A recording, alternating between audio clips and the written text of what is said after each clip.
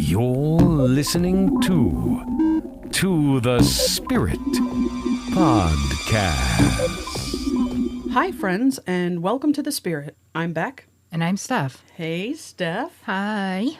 I've actually come across some really strange things in the past week. And one is a video of a UFO that lands in a Bolivian village and releases a chupacabra-like creature. Have you seen this? No. Residents of a village in Bolivia claim to have witnessed a UFO landing, wherein the craft subsequently released a chupacabra-like creature into their community. The very strange incident occurred in the town of Montaguro earlier this month when observers first spotted a puzzling halo of light appearing in the sky and then descend to the ground. There was a crash like thunder, recalled Bolivian UFO researcher Javier Alija, who indicated that object appeared to be throwing fire.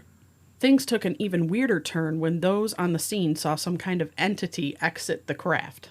According to the witnesses, this interstellar interloper stood approximately 1 foot tall and sported 3 fingers on each of its hands. The mysterious visitor is also said to have possessed very large eyes, yet was unable to see. Although how exactly that was determined is uncertain. Upon exiting the craft, concerned residents claim the oddity proceeded to wander the streets, frightening children who were watching this all unfold. The creature, that many liken to the legendary chupacabra, eventually vanished into the night, and the craft that appeared to deliver it to Earth also disappeared. Looks like something designed for the alien. H.R. Geiger? H.R. Geiger. It does. Kind of like a H.R. Geiger. Very creepy. I don't know what came out exactly, but apparently this has been known to happen in South America a lot. And usually those creatures go after children, which is weird too. Yeah, I think that that ranch, the Skinwalker Ranch, they've seen stuff being delivered. Yeah. Like weird things that just pop out of nowhere. It looks like a light sending it down, you know. Yeah. Well, then I have another one just before we jump in because it kind of relates to what we're talking about today. And what are we talking about today, Steph? Earth mysteries? Yes, ma'am. Mysteries. And I think this is kind of an outer earthly mystery. But this is a crab humanoid caught on film.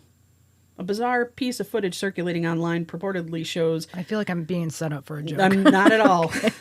A humanoid entity scurrying down a road in a crab-like fashion.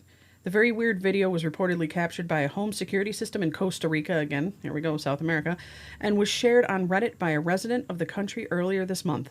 Alas, beyond that bit of background information, little is known concerning the circumstance by which the scene unfolded. Be that as it may, the footage is rather compelling by its way of sheer strangeness. So there's a dog lurking in the road when this happens, okay? And I'm going to show you the video because it's not very long. And I just want you to describe to our listeners what you're seeing. And I'll go ahead and post this on our social media so they too can take a look. Oh, yeah, that does look like a crab. It looks big, though. I feel bad for the dogs. Are they going to be traumatized? PTSD later on. I would be. It's weird. It walks like a spider, and it's also kind of like a crab. Like a crab. But it also looks humanoid-ish. Yeah. That's freak. I would be freaking out if I found this on like if I had security footage and I saw that. Music makes the difference in a movie. Especially in a home video of a strange alien crab coming towards you. That's weird. What if these UFOs are dropping these creatures all over right now? What in the hell are we going to do? I say we just thank them. If we didn't have them, we wouldn't have this show. That is a nice... Wow. That is a really interesting sounding UFO. Yeah, that might be a V-twin UFO. Let's talk about Earth mysteries. We have a bunch. We did share some oddities in a previous episode, and we're going to try not to overlap them. And we're going to try to get through these without huge, long explanations, because, again, we're not experts. We're just trying to bring you the information. Maybe there's something in here you haven't heard about. And a lot of you from other countries, you might know of things that we don't know about. Maybe, everyone's got their local lore, legends or lore, and, there's an unusual cave, or there's something that's been in your history for a long time that we would love to know about. If you'd like to send that to us. Shoot us an email at tothespiritpod@gmail.com, and we would be happy to share that lore or that legend with our listeners. Yeah, don't be shy. Yeah. So I think the first and most obvious thing when you think about Earth mysteries is crop circles, or cereology. And in its simplest form, a crop circle consists of a single circle which all the corn stems are flattened to the ground, but not broken, simply bent at their base. Often the circle has an outer ring, which stems are also bent, but almost invariably in the opposite direction to those within the remainder of the circle. And sometimes the circle is surrounded by an equidistant series of much smaller circles or satellites that may or may not be linked to the principal circle by channel. Other circles may contain narrow rings of unbent stems sandwiched between the main body of the circle. This sounds crazy to try to explain it like this, but we all know what crop circles are. Yeah. I think most people have seen a crop circle. Mm-hmm. And I don't know what to think about that because a lot of them have been man-made. They found people out there stomping around, though that's impressive in itself. Yeah, I think that they're amazing anyways. Like, if anyone is making them, I'm glad that they're making them because I think they're really cool. There was a video a long time ago, and I don't know if it ended up being proven that it was a fake, but there was, like, lights going around this field, and then they saw it on video, like 2 lights swirling around, and then there was a crop circle. Oh. But I don't know if it was a fake one or not. I just remember it was a huge, when crop circles were getting really big, like in the 90s. It was a huge deal. It was, because it was like, could this be a fake or not? And I never heard later if it was, but it was like a unique video, but we don't know if anyone edited something, to make it look that way. But well, we know that Linda Moulton Howe is big time into that, and she's done a lot of research, and she's been on site with that, and she claims that they're real. A lot of them are real. They have an energy to them. If you walk within that circle, it's kind of like going into Stonehenge. Mm-hmm. I guess you get this energy, this feeling. Maybe. I think that's why some people have, in the ancient past, have built these monuments in those places because they feel different. Right. What they call ley lines or whatever. Exactly, and we'll get into that in a little bit, because you're very much so right. A lot of these things are built on ley lines because the ancients knew something. They knew. So do the animals, though. I think the animals are more in tune to that because they know when to go south, they know when to go north for certain times, and they're driven by it, and they pick up on the electromagnet. There was a friend of mine that his father used to serve in the military, and he was an Army brat. He was stationed in England, and somewhere within that area, there was a field. And this field, there was like a circular-looking type of nest. The way the rocks were set up, or whatever was set up around maybe the trees, it was open in the middle, like a circle. And he said that no animal would enter that circle and no bird would fly through that circle. They would actually fly around the circle that was cleared. And he never understood it. He didn't know why. He was a kid. It was a man-made circle or a natural circle? It was, I don't know. I'm assuming it was a natural circle. Then it must have had some sort of magnetics or something going on because the animals would not enter that. And well, just the fact that it's shaped and nothing else. Like you can obviously see a circle. Yeah. So how did that get there, and why is it that shape? Is there energy coming up, creating this kind of physical manifestation? I don't know. Like radiation would just burn stuff off. Exactly. Like I'm trying to look at it that way, more of a natural, because obviously those magnetic energies are part of our natural makeup of the earth or whatever. But do they usually admit that much to where animals avoid it? There must be something in there that's dangerous if they're flying around it. There's some places I've been to, and all of a sudden you notice, hey, I don't hear any birds. And you don't know why. You're like, why don't I hear any birds? Why is there nothing around here? Why is it so dead and quiet? And then some areas are just very lively. You just hear them a lot. So I don't know. Another big Earth mystery, Bermuda Triangle. This is the story I loved as a kid. I was obsessed with it.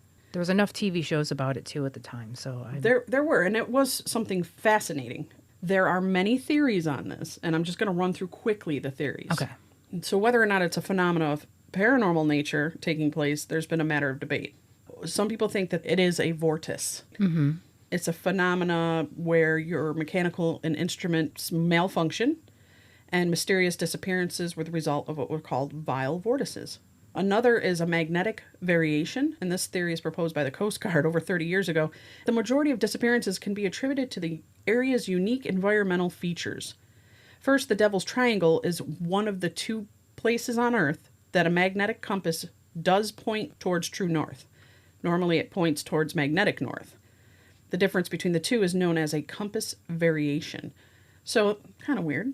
Yeah. Space-time warp is another theory. It's been suggested from time to time that there's a rift in space-time that opened up in the Bermuda Triangle, and that planes and ships that are unlucky enough to be traveling in that area at the time are lost in it. And that's why it's said that often utterly no trace of the craft, not even wreckage, is ever found. Another theory is electronic fog. And electronic fog is responsible for many of the unexplained incidents and disappearances in the infamous Bermuda Triangle. Is it? I don't know. That's the assertion made by Rob McGregor and Bruce Gernon in their first book, The Fog. Gernon himself is a first-hand witness and survivor of the strange phenomenon. On December 4th of 1970, he and his dad were flying their Bonanza A36 over the Bahamas en route to Bimini, and they encountered a strange cloud phenomena, a tunnel-shaped vortex, the sides of which the plane's wings scraped as they flew. Now, all the plane's electronics and magnetic navigational instruments malfunctioned, and the magnetic compass spun inexplicably. And as they neared the end of the tunnel, they expected to see a clear blue sky. Instead, they saw only a dull grayish white for miles. No ocean, no sky, or horizon. And after flying for 34 minutes, a time corroborated by every clock on board, they found themselves over Miami Beach, a flight that normally would have taken 75 minutes. So they believed that this electronic fog that they experienced was responsible for the famous disappearance of Flight 19 and the vanishing aircraft and ships. Another one is UFOs. When in doubt, blame aliens and their flying saucers, right? And then the other is Atlantis. When the UFO theory doesn't work, try Atlantis. One of the postulated locations for the legendary island of Atlantis is in the area of the Bermuda Triangle. Some believe that the Atlanteans were a civilization that had developed amazing advanced technology, and that somehow remnants of it might still be active somewhere in the ocean floor. This technology, they say, might interfere with the instrumentation of modern ships and planes, causing them to sink and crash. Proponents of this idea cite the so-called Bimini Road rock formations in the area as evidence. Yet there seems to be no evidence for the advanced technology, except perhaps for the incredible claim of a discovery made by Dr. Ray Brown in 1970 while scuba diving. He was scuba diving near the Berry Islands in the Bahamas, and he said he came upon a pyramid-like structure with a smooth mirror-like stone finish. Swimming inside, he found the interior to be completely free of coral and algae, and it was illuminated by some unknown light source. And in the center was a sculpture of human hands holding a 4-inch crystal sphere, above which was suspended in a red gem at the end of a brass rod. That sounds very Indiana Jones-like. Yeah. Another is a souls of slaves. The Bermuda Triangle's deaths and disappearances are the consequences of a curse. And that was theorized by Dr. Kenneth McCall of Brook, Lyndhurst in England. And he believed the area may be haunted by the spirits of the many African slaves who had been thrown overboard on their voyage to America. So the slaves are taking them, I guess. And then there's the methane gas hydrates. One of the most interesting scientific theories for the disappearance of ships in the Triangle was proposed by Dr. Richard McGruber, an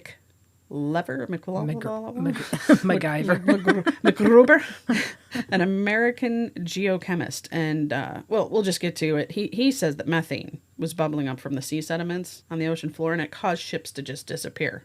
Landslides on the ocean floor can release vast amounts of the gas, which would be disastrous because it would significantly reduce the density of water, and this would make any ship floating above sink like a rock.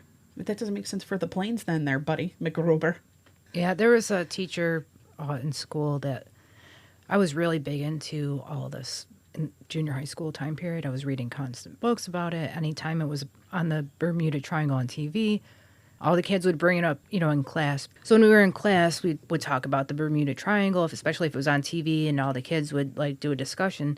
And the teacher at the time kind of poo-pooed it. It's like, oh, it's just a storm. It's just a stormy area. I flew through it. It's just like a little bit of turbulence.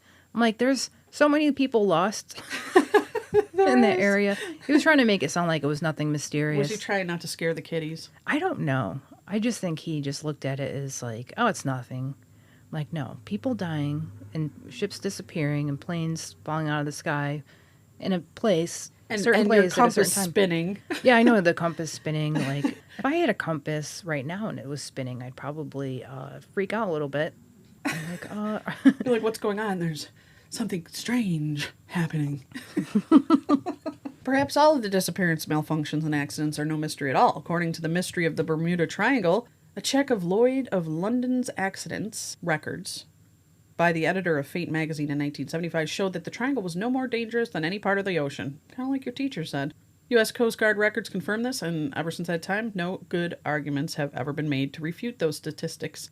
Even though the Bermuda Triangle isn't a true mystery, this region of the sea certainly has had its share of marine tragedy, This region is one of the heaviest traveled areas in the ocean of the world. With this much activity in a relatively small region, it isn't surprising that a large number of accidents occur. So you have a lot of theories there. I think I covered the gamut on that, huh? Yeah, I don't know. It's a thing about the area. I think it's a unique area. Since you're talking about, vortices, in Sedona, Arizona, there's a vortex. So people go there because they experience really unique thing just by standing in this area. Sedona vortexes are thought to be swirling centers of energy that are conducive to healing, meditation, and self-exploration. These are places where the earth seems especially alive with energy. Many people feel inspired, recharged, or uplifted after visiting a vortex. Probably not like the Bermuda Triangle. People are scared of that place. It's kind of turbulent, but... Sedona's supposed to be healing. Although all of Sedona is considered to be a vortex, there are specific sites where the energy crackles most intensely. The 4 best-known Sedona vortexes are found at Airport Mesa, Cathedral Rock, Bell Rock, and Boynton Canyon, each radiating its own particular energy. Some are thought to produce energy flowing upward, while others, the energy spirals downward, entering the earth. Don't be surprised to find people doing meditation, yoga, or performing their own rituals at a vortex site. Would you go there, Steph? I actually would. I would love, because they said that it has a healing effect, and I would like to experience that. But what if there's like a missing 411 effect? Well, I don't know what else to say about that. I mean, you can be missing anywhere, I guess. That really intrigues me a lot because I do notice throughout my life, certain places have a feel to me. And when you enter into a house or you enter into a building, they just all have different feels. And different cities and towns have that feel too. To me, nature in general has a very relaxing effect on me. So I love being outside. I love going for walks, doing any activity outside. It's very, very healing for me in a lot of ways. If they're feeling this energy even more intensely, I would like to know what that's like. So yeah. I would definitely go. I mean, maybe I'd join you on that little journey. I think it would be awesome. I've never been to the deserts out west or canyons. On a horse with no name? Yeah. Another mysterious thing. Now, I don't know if this is so much an earth thing or a sky thing or what it is, but it ranges in the category of mysterious earth, and that is cattle mutilations. And speaking of cattle mutilations, we won't go deep into this subject, but I will say that this is an article from April 20th of this year, and it is stating that there's a mysterious series of cattle mutilations in Oregon, and they continue to stump investigators. New details have emerged concerning a series of mysterious cattle mutilations that occurred in Oregon early this year, and they had left the authorities scratching their heads. The spate of puzzling slayings first made news back in March when the Crook County Sheriff's Office issued a press release cautioning residents about their curious incidents and indicating that an investigation was underway. Although the bulletin was rather short on specifics, aside from the tantalizing observation that the cause of these cattle deaths were not natural, quote-unquote. Details surrounding the puzzling string of cases has finally come to light. According to a local media report, the strangest started in February 27th, that's the day after my birthday, when a rancher discovered that one of his cattle had perished under perplexing circumstances, wherein parts of his body had been removed with what appeared to be surgical precision, and creatures that normally would scavenge the body refused to touch it. 6 days later, authorities were called out to a different ranch, where another cow had been killed under the same suspicious circumstances. And in this instance, investigators noted that the unfortunate animal appeared to have a patch of hair removed and may have been injected with a needle.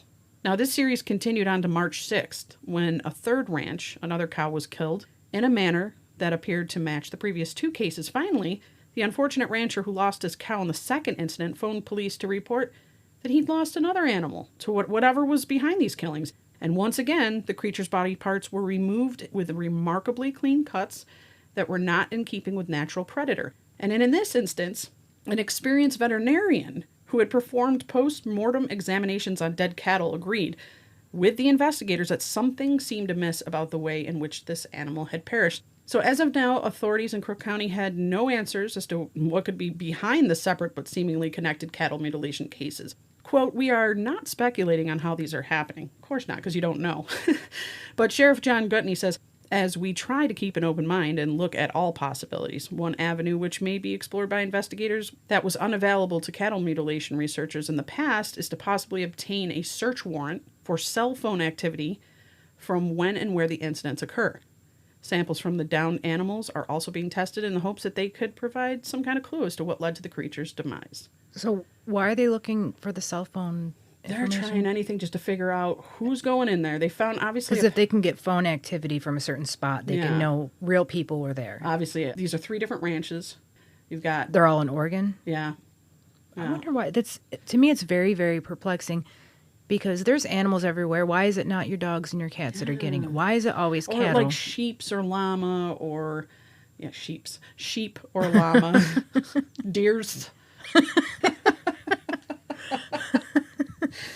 Yeah, no, it just seems like, I've never come across a dead bird. Like, dead birds is probably the one animal I've probably seen the most besides animals that are hit by cars. And it's not like I looked at him like, wow, there's precision laser. Yeah, and no other animal's going to scavenge on that. I mean, come on, that's a whole cow. I know. You're going to think some kind of coyote, some kind of wolf, something's going to go in there and tear it up.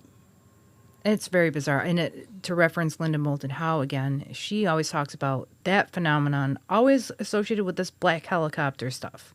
Oh. And it seems like a lot of the ranchers would see these military type black helicopters flying around. It's so messed at the same up, time. though, if this is government stuff. It is. It's very bizarre. It's more scary in a way. And it's definitely a mystery because no one's been able to solve this whatsoever. Right. And the ones that try to explain it in a natural way, like, oh, that looks like that because the animals are... they're trying to say that animals did it. But when certain things are removed, like genitalia and things like that, why? I mean, when wolves eat something, they go for the liver first. At least the top wolf. Iron-packed liver. Yeah, because that's the most nutrient-dense thing. And then they go for the other stuff later, and they possibly can't eat all of that. Right. They might try to go back to it for, some time. So it's just weird. It's just so weird. It is. Did you ever hear of the stone spheres in Costa Rica?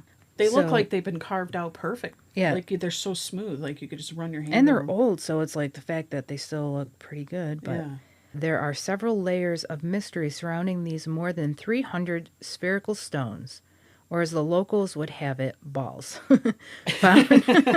found in 3 World Heritage listed sites. Specifically, who, where, and why. Little is known of the pre-Columbian, it's Diquis people. It's like the Diqui or Diquis or I don't know, it's Diquis. I don't know how to pronounce just that. Call them daiquiris. Well, Daiquiri make it a people. day. Whose culture was lost after the Spanish conquest of Costa Rica.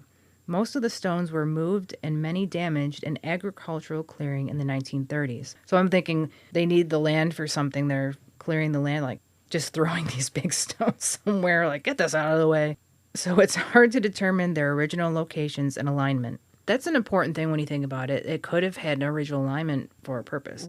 Those stones that remain on their original site seem to be placed in lines pointing towards certain locations. But any theories about their original significance remain speculative.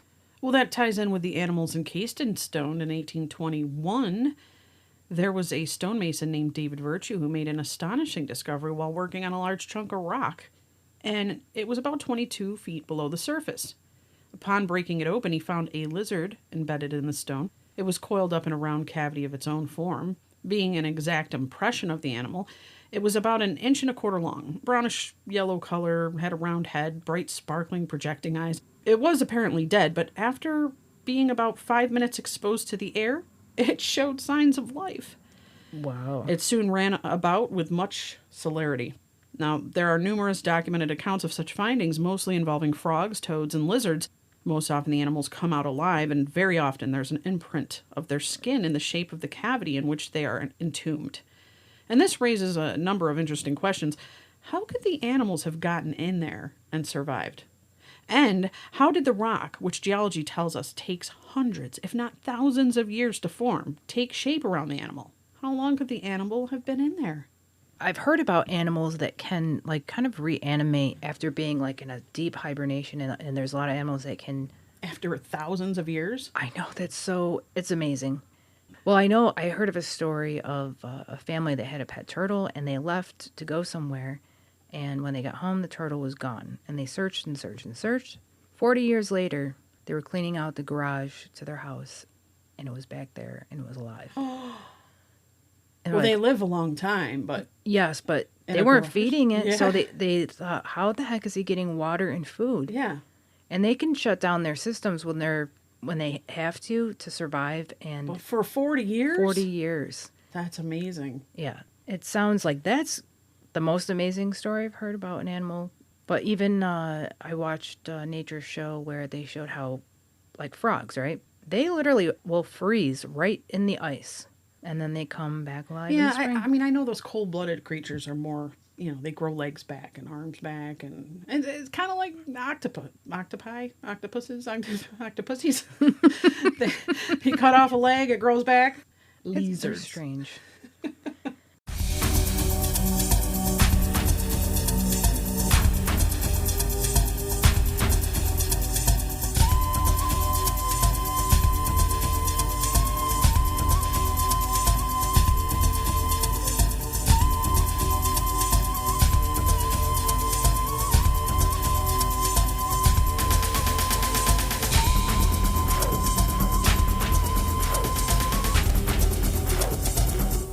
This one I thought was cool. Never heard of this. Hesdalen Lights of Norway.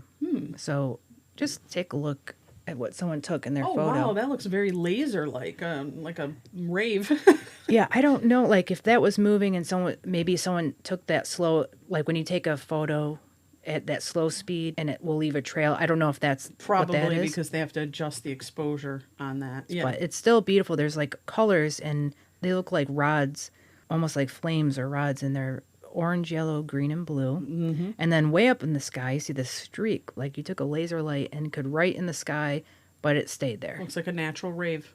Yeah. God's giving us a rave. Researchers can at least touch, examine, measure, and revisit monolith sculptures and stone spheres, even if they remain mysterious. They can't do the same with the as yet unexplained eerie lights that appear periodically in the Norwegian Hesdalen Valley. Sightings of unusual, colorful moving lights in the night sky were already reported a century ago, possibly even earlier, but reports peaked in the 1980s. Since then, Project Hesdalen has been monitoring the lights, and since 1998, an automatic measurement station, it's called AMS, has been documenting occurrences, capturing photographic evidence, and trying to find scientific explanations.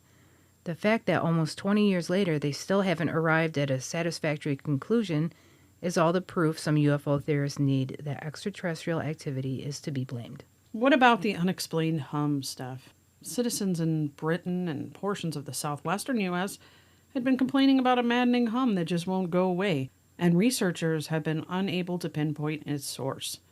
Not everyone can hear the low-pitched hum, and those who do say it seems artificial in nature and is driving them crazy. In 1977, a British newspaper received nearly 800 letters from people complaining of loss of sleep, irritability, deteriorating health, inability to read or study because of the incessant hum. Most famous in the U.S. was the Taos hum. Was that New Mexico? Yeah, and it was acute for the hearers. They banded together in 1993 and they petitioned Congress to investigate and help them find the source of the noise.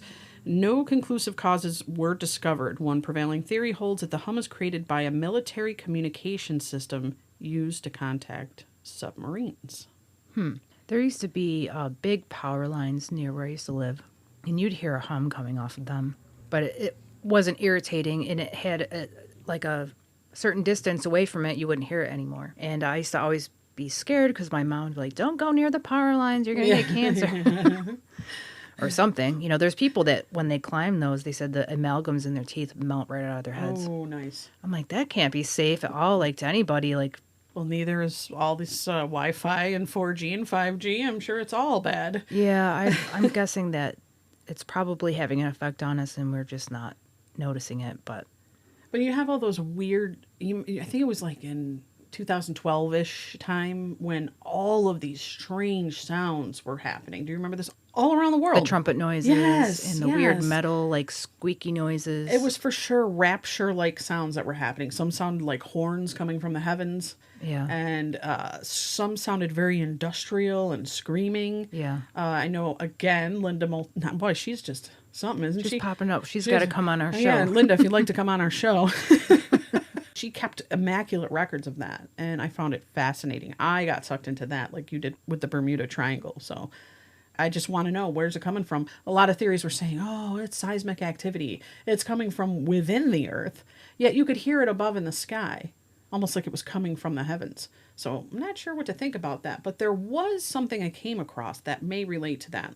The mysterious origin of skyquakes.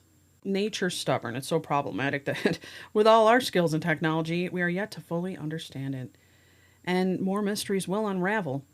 For those in the dark, skyquakes are a series of unexplained sounds similar to thunder. So yeah, cannon fire or sonic booms that usually occur in the sky. Mysterious quakes have always been described as loud thunder that occasionally produce shock waves that rattle glasses and windows, all in a cloudless sky. This strange phenomenon has been reported in several parts of the world, North and South Carolina, Oklahoma, and even the United Kingdom, with scientists on the fence. Conspiracy theorists are having a field day, claiming the sound is to be of extraterrestrial in nature, and its origins are still unknown.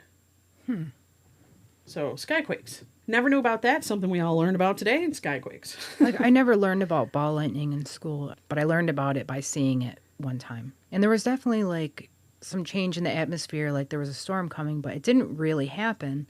It just seemed like it lingered, like it was going to, then it didn't. And all of a sudden, I was looking out my front door with my friend. We could see this orangey, it kind of looked like a sunset type color, Okay. but it was forming into a ball. We're like, what are we looking at? And it was getting bigger and bigger and bigger, and all of a sudden it went kaboom, and just like we ran Well, what to the the hell other was end of our that? house. Ball lightning. Oh, okay. I've never witnessed ball lightning. There was a thunder. Yeah, there was like a thunder with it afterwards. It sounded like an explosion. And we're like, wow. And then my dad's like, yeah, that's ball lightning. I was freaked out. I would have been too. So this is similar to the stones I was talking about, or the spheres. Plain of jars in Laos. Except they don't look like jars to me, if you take a look. Oh. They look big. No, they're scary. Like snakes live in there. They look almost natural, but then they're not. They kind of look like wells. They don't know what they were used for. Excavations and research on this vast plain dotted with 3,000 or more giant megalithic stone jars have been hampered by the threat of exploded cluster bomb. So I think during the Vietnam era wars or whatever, they had bombs in the ground. They were still trying to find all of those. A first theory that the jars up to 3 meters in diameter, which that's big, may be Iron Age burial or cremation pods. Oh, that was a theory formed in the 1930s. Even though recent research, part of an ongoing 5-year project, seems to at least support the notion that the site served as a burial place.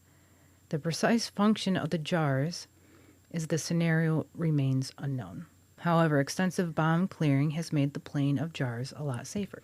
Now, when I was in England, I went to Cornwall, and it was right on the ocean, and there was nice bike paths and all these really nice coastal areas. It's very beautiful, and there was one site that was a historical site that my brothers and I got to walk through, and they found jars there, and they were burial jars. So maybe same thing, same idea. Let's talk a little bit about ley line stuff. Since we did bring that up at the beginning of the show, I would be remiss if we didn't speak a little bit about it. Now, we know that you had spoken about that wonderful place, the Coral Castle, and how much you love that. That was believed to run along ley lines, and that he used that energy to form the Coral Castle, or to build the Coral Castle. So what do we know about ley lines? It's opened up a world of spiritual and supernatural beliefs. To those that do believe in ley lines, the concept is quite simple. Ley lines are lines that crisscross around the globe like latitude and longitude lines, and they're dotted with monuments and natural landforms, and they carry along with them rivers of supernatural energy. Along these lines, at the places they intersect, there are pockets of concentrated energy that can be harnessed by certain individuals. So you can see why there are some skeptics, but Watkins in this article backed up the existence of ley lines by pointing out that many monuments around the globe seemingly be connected by a straight line. For example, stretching from the southern tip of Ireland all the way to Israel, there's a straight line that connects 7 different landforms that bears the name St. Michael. We talked about that before. And then as for the supernatural component, the ley line's mystery deepens when it's revealed that what they connect along the ley lines lie the Great Pyramids of Giza, the Chichen Itza, and Stonehenge, all wonders of the world, that continue to surprise archaeologists today. Perhaps their presence on the ley lines near to the so-called energy pockets could explain their inceptions, all of which defied laws of architecture. Though the lines are geographically accurate on occasion, the existence of those ley lines has been contested almost since Watkins had made his observation, and one researcher, Paul Devereaux, claimed that the concept was bogus. There was no way that they could exist, and that a reference to them in an occult book is the only reason that supernaturalists believe in them. Many people have drawn their own ley lines just to prove how coincidental they can be, connecting everything from pizza restaurants to movie theaters to churches on maps. And regardless of their validity, the concept of ley lines has captivated many people in the supernatural and science fiction for years, and they often appear as explanation for paranormal events or explanations of the fantastic monuments in science fiction movies or novels. I've heard many a story about paranormal situations that were based on landlines, houses that laid within these ley lines, the energy. I believe in portals, and I believe that those portals need to be powered by some kind of energy. And wouldn't that energy come from possibly a ley line, or possibly some granite or limestone or water that's charging it up? So I am not as skeptical. I do believe that the earth has its own energy lines. It makes sense. Yeah, I think that they could really discover this scientifically because there's electromagnetic energy. It exists. Our compasses wouldn't be pointing north or whatever if there wasn't. You know, there's poles here and there. There's energy in the air. And there's a lot more mysteries. Science is wonderful, but they always seem like they always have the answer. And then years down the road, they change their... Well, they're very boxed in with their beliefs. And yeah, it's like if they can't touch it, feel it, see it. You know, they have to have some sort of proof without them thinking that... It makes sense that if a human body has chakras or energy points throughout a body, why wouldn't Mother Earth have chakras throughout the ley lines, latitude and longitude? Yeah, our belly buttons is where the equator is. Yeah, exactly. Speaking of... Belly buttons? No, not belly buttons. Speaking of portals, did you know that there's 7 gates of hell on Earth? I believe it. I know. And 7 seems like one of those numbers, too, like it's one of those funny numbers. So one of them is in Turkey, and I'll tell you about that. An ancient Roman gate to hell, which was believed to be passage into the underworld in southwestern Turkey, will be open to visitors on September. Anyone want to go to the gates of hell? Come on, Mom, pack up lunch. We're going to the gates of hell. The gate, which was named Plutonium after the god of the underworld, Pluto, or Hades, was unearthed in the ancient site of Hierapolis, Pamukkale. Good job. Okay. Sorry, Greeks. No, you're doing great. You're better than me in my Spanish. Which is also famous with its travertines and on the UNESCO World Heritage List. Located in the province of Denizli. Sorry. This extraordinary landscape was a focus of interest for visitors to the nearby Hellenistic spa town of Hierapolis, founded by the Attalid kings of Pergamum in the end of the 2nd century BC at the site of an ancient cult. Its hot springs were also used for scouring and drying wool, according to the UNESCO website. Its thermal springs were believed to have great healing powers. Ceded to Rome in 133 BC, Hierapolis flourished, reaching its peak of importance in the 2nd and 3rd centuries AD, having been destroyed by an earthquake in 60 AD and rebuilt. Remains of the Greco-Roman period include baths, temple ruins, a monumental arch, a necropolis, and a theater. Following the acceptance of Christianity by the Emperor Constantine and his establishment of Constantinople as the new Rome in 330 AD, the town was made a bishopric as the place of St. Philip's martyrdom in 80 AD. Okay, hold on a second here. Yeah, let's get into the meat and the potatoes of hell. Toxic gas. Yes. However, scientists have provided an explanation for the mystery because I guess people, they thought it was the gates of hell because if people went in there, they would die. Animals would die. There was a toxic gas. Of course. And I don't know how much people knew of toxic gases back then. Obviously, they didn't have those those instrumentations to read the oxygen levels. In February showed that a fissure in the Earth's surface deep inside the site emits carbon dioxide at concentrations so high it can be deadly. Even in winter months, we've seen some birds that fly too close over the gas and they suffocate and die. And there's 7 other locations. You know, they're not all in Europe or whatever. They're throughout the world, but they So is it the They've same called it- concept, though, in these other locations? Like, they're all gaseous, under earth type of things? I'm not sure. I didn't read too much on it. I just was trying to find like the most written one about, which was that one. Right. But No, that's I think it's interesting. cool. I did see something on television where they tried to go in there, but I mean, even getting close to the hole or the entrance was dangerous because of the gas that was emitting from there. Another mystery takes place in Ohio. Do you know what that is, Steph? oh, is it the mounds? The Serpent Mounds. Yes, this is to me like so fascinating. It is. Now, this is lying out in rural Adams County in Ohio, in the United States.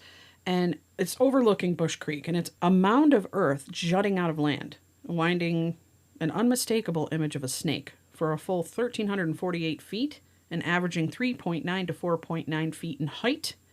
And it comes complete with an open-mouthed head and coiled tail, earning its nickname, the Serpent Mound.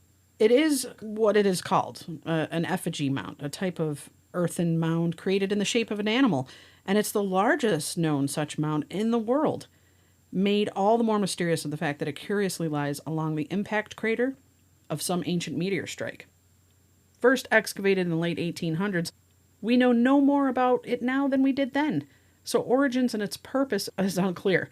And so the Serpent Mound has managed to attract many mysterious stories to it, one of those being that all the giant skeletons that have apparently been found there.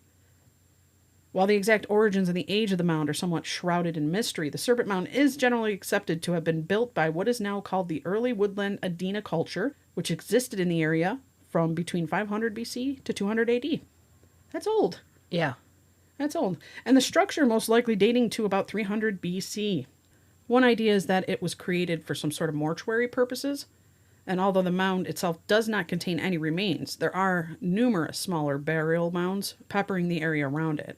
It is thought that the serpent might have been constructed as a sort of protector of the graves or a beacon to guide lost souls. This makes sense, as serpents and snakes were often depicted by native people as having magical or supernatural powers. I know our friend Maggie would love this place. You know, she just loves snakes.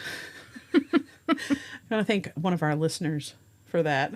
I just want to thank Barbie. She's one of our oldest and dearest friends, and she mentioned to Becky about, we should bring up the Serpent Mounds, and I totally forgot about it. I knew about them, but it never came to mind, so I thought it was really great. She's been there, and I'm sorry I didn't do my extensive research because there is a lot involved there. Murdered bogmen found with hair gel and manicured nails. What? This one, I just looked it up right now because I just remembered to look this up. So I'm going to be reading it without knowing how this article goes. But the reason why I say it is because there was was it America Unearthed, or what is that show that's on History Channel? Yeah, and something like that. so he goes down to Florida because they found bogmen. And when they did their DNA, they were not Native American, and they are old, 7,000 years old. With hair gel. Yeah, they must have. And manicured nails. And they were perfectly preserved. They were able to get their DNA. I mean, they had everything. They're, how like bogs, they really do preserve people. This is very controversial too because Native Americans want to claim, it changes history here. There's a lot of things that have remained hidden about it also. 7,000-year-old Native American bog burial found off the coast of Florida. Experts have identified the remains of at least 6 individuals and suspect there are many more bodies to be found. Thousands of years ago, ancestors of Florida's indigenous people buried their dead in shallow bottom ponds. As sea levels rose, these watery graveyards were submerged by the Gulf of Mexico. But as Megan Gannon reports for National Geographic, the Florida Department of State announced last week that it has unearthed an early archaic Native American burial ground off the coast of Minnesota Key. Archaeologists have thus far identified the remains of 6 individuals, but they suspect that many more bodies may lie beneath the seafloor. The groundbreaking discovery was made in 2016 by a diver who was searching for prehistoric shark teeth, a popular pastime on the Gulf beaches around Venice, Florida. But instead of shark teeth, the diver found a jawbone with a molar still attached. He brought the relic to the attention of Florida's Bureau of Archaeological Research, which confirmed that the jawbone had come from a human. I would suggest people watch. Is it America on Earth? Is that the show? That sounds right. Because they interviewed definite official people, and one of them said that this is extremely controversial because they're not, when they did the DNA testing, they're calling them Native American in this article. But they're not. But they're not. And they're not allowed to really talk about it because it's changing history. And this is what happens a lot. You know, new discoveries are made in science, and why is it that the people don't want to tell the truth? It is a touchy subject because, you know, when you have a certain history laid out, you know, not that, I don't think anyone's trying to take anything away from the Native Americans, but you know, you want to have your own identity and think you were the first peoples here, and that it's clear evidence that there's been others that have come here. As you can tell by the UFO highway behind us. There is so many Earth mysteries that we could literally do another show. Yeah. And I'm going to share a couple more, and then we're probably going to sign off. So one that I thought was very beautiful and fascinating was the Devil's Bridge. Have you heard of this? And this was in Kromelo, Germany. There's multiple places around the world that have been named Devil's Bridge due to some sort of supernatural connection. But the most famous one is in the German town of Kromelo. I don't know if I'm saying that correctly. It dates back to the 1860s and is one of the most stunning bridges in the world. It forms a perfect circle with its own reflection in the water below. And that's a feat that's only deemed possible with some kind of otherworldly existence. And I'm just going to show you the picture of this beautiful bridge. Oh, yes. I did find this one. Yeah, it looks like... perfect circle. Perfect circle because of the reflection of the water. It's beautiful, too. It's between these two forests. You've got the Crooked Forest in Poland. Yes. And Did they have an explanation for that one? Well, they were saying that there were several hundred pine trees that were planted there in the 1930s, and they grew with almost a 90-degree bend in their base, making them look like fish hooks. And some believe a technique or a human tool was actually used to make the trees curve this way. But others speculate that a winter snowstorm or other damage could have given Maybe this. they tape a cabbage roll to the side of the tree. Yeah. There's also the Blood Falls in Antarctica. Yes, I saw that one. And that's quite interesting, but it's just basically oxidizing or rustation. Iron. But it looks very much like blood. It does, and it's kind of weirdly beautiful. There's the Great Blue Hole in Belize. Yes. There's the pyramids that we didn't even touch upon. The Island of Dolls in Mexico City, Mexico. So, I mean, the list goes on and on. The research for this has been fun, but there's just so much that we'd really have to get into the studies to cover it all.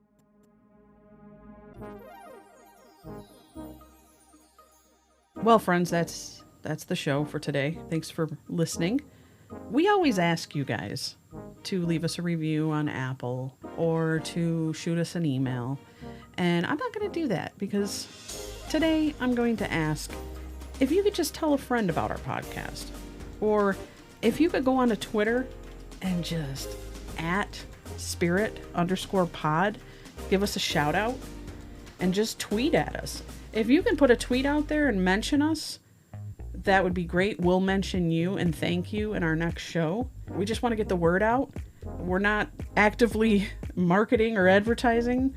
So this is just a way to spread the paranormal love, the paranormal unity, the para-unity. But if you'd like to get a hold of us, you can email us at tothespiritpod@gmail.com. Please feel free to share a story with us.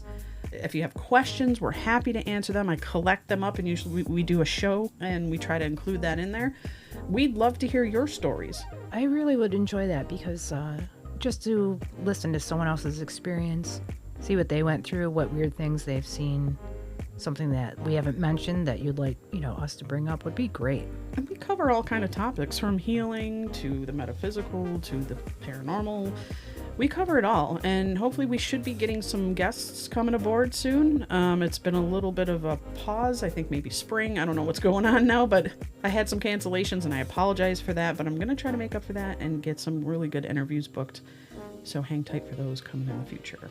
And also, if you're in the mood for a foul-mouthed comedy, head on over to any of the platforms and go ahead and type in Umbrellaholics. That is our Umbrella podcast with Jason Wicks and ourselves.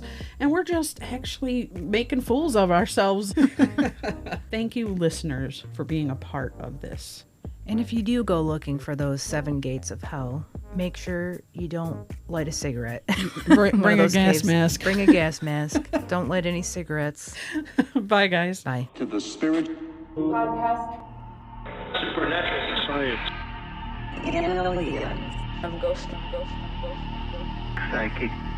Mystic. Spirit. Divine source. Heaven. The dead. It's magic.